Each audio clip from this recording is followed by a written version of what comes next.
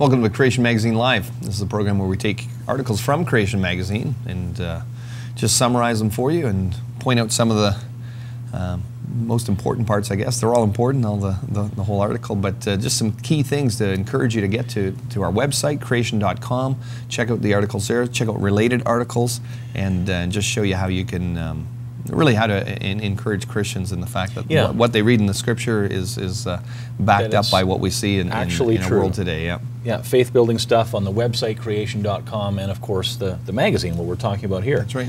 Now this is it's got an interesting title, but we'll get to the Who makes to the up heart some of of these titles? I don't know. Immense impacts or big belches. There you have it. It's by Carl Wieland. He's the CEO of our Australian office. A huge structure off the northwest coast of Australia has been identified by researchers as an ancient impact crater and blamed for a mass extinction in the fossil record. Only this time they're not talking about the dinosaurs dying off 65 million years ago. This particular blow from space is supposed to have caused an even bigger extinction at the end of the Permian, some 250 million years ago. This is a level in the layers of sedimentary rock at which most of the fossils of many types of mostly marine creatures are found below it, but not above. Long-age philosophy is based on interpreting the fossil layers as a tape recording of vast eons, rejecting the notion of a global flood. So, starting with this framework, it is natural to interpret such a situation in the fossil record as a mass dying at a particular point in time. So this is the immense impacts part of the title. Exactly. Right? We've all heard about this. This is something where a meteor hits the Earth, and that typically they're talking about dinosaurs, right? That's what wiped out the dinosaurs. That's why they're gone, and so an immense impact. Yeah. And we'll get to the big burps in a while here, but accepting the biblical flood record, on the other hand, gives a very different story. These marine creatures, and many others not around today, certainly did die out en masse in a huge hydraulic / volcanic / tectonic cataclysm of Noah's day. The fact that they are not found above a certain sedimentary level would point to the physical / ecological realities of the event, not a significant separation of time. Same facts, different story. Right. And again, that's a very common flavor in understanding the creation-evolution issue. Right. It's the same facts. We're not denying any fact that an evolutionist scientist comes up with. We're making the same observations. Same observations, same facts, but different interpretation, different story, as Carl has said here. Many people are now aware that an impact killed the dinosaurs. That's common knowledge.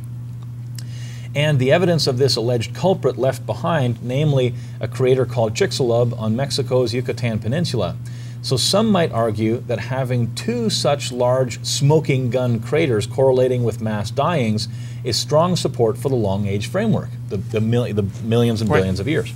However, before anyone gets too carried away, it's worth briefly revisiting the history of the dinosaurs died from an impact theory. And then there's a number of points in the article here. The idea was proposed to explain a layer enriched with a certain mineral, for example, iridium, which are mostly found in objects from outer space. The layer was generally at the level in the fossil record where the dinosaur fossils petered out. So that's the first point. Here's another point.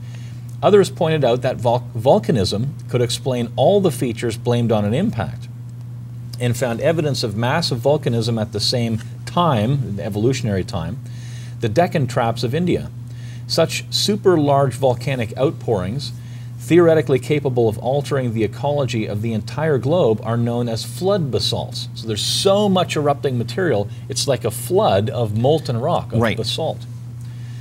The Chicxulub crater was found only later, but was regarded as proof, especially in the public imagination. So-called shock quartz particles, said to be diagnostic of powerful impact, seemed to settle the case. Still, some evolutionary researchers remain skeptical, arguing convincingly that it was unlikely that the Mexican crater was from an impact, and also indicating that it was in the wrong place in the fossil record, a wrong place in the record. Others argued that the fossil record overall showed, in the long age framework, that dinosaur remains did not suddenly go out of the record at all. So it wasn't a sudden extinction. They actually did continue. Right. As in, where they found this impact in their timeline, there were dinosaur fossils found past that time. So obviously they didn't go extinct. It wasn't an instant removal of the instant extinction. Yes. Yeah. Here's another point. Recently, a redating of the Chicxulub showed that if it was an impact, it indeed happened at the wrong time, the wrong evolutionary time. Right.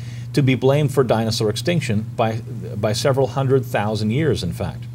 So the Bedout crater, as the Australian discovery is becoming known, may suffer the same fate, turn out to be either not a crater at all, or else be in the wrong time slot.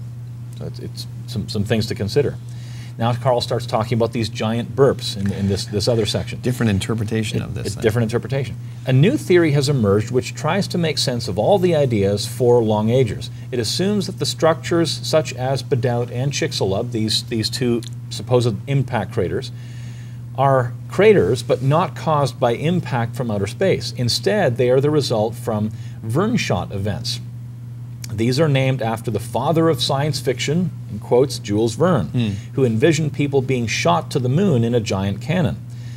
The idea is that deep volcanic / tectonic upheavals in the Earth associated with the formation of huge flood basalts, this massive basalt, everywhere, huge flood basalts, in each case, elsewhere caused the accumulation of gases which then popped or exploded with incredible force. So this is the burp coming from the Earth. Yes, coming from the Earth, which would create a crater. Right.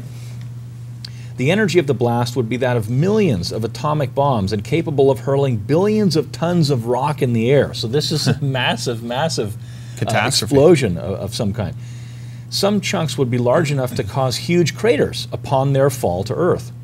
So in this idea, the Verneshot explosion causes the layers of dust enriched in minerals and would also spray shot quartz far and wide. The initial shot, as well as the subsidiary impacts in other parts of the globe, as the larger chunks hit the Earth with huge force, would contribute to the climate disruptions blamed for mass extinction. So it's just interesting how you've got this data, and everybody, especially the public, believes that this is a result of an impact crater. I still see that all the time. Just in they're talking about a dinosaur show or something like that on TV. Oh, the extinction, the meteor extinction. It's still common, whether the scientists have changed their mind or not, right? It's a public perception. There's a huge difference, isn't there, between what the scientists are discovering and how the evolutionary history of the Earth is changing based on the scientific discoveries. Right. And public perception. Yeah. Public perception often lags far behind what the scientists are discovering. And we see that Neanderthal, for example. The evolutionary scientists have known for years that Neanderthal was human. Yeah. And yet the public perception of that is... Right, because when you go to see a movie like Night at the Museum, a popular movie, again, they just depict them as these, cave people and so on. Yeah. So here's another explanation for this. It's not absolutely the dinosaurs died from a massive impact. Right, and this is what we're telling people all the time. If you're banking on what secular scientific interpretations of data are, and you're saying, well, I got to change my theology because of that, that's a very dangerous thing for a scientist for a Christian to do. Yeah. Because if you're marrying your theology to secular interpretations of science, we've seen it where people get a divorce, so to speak, and give it up because of that. Yes.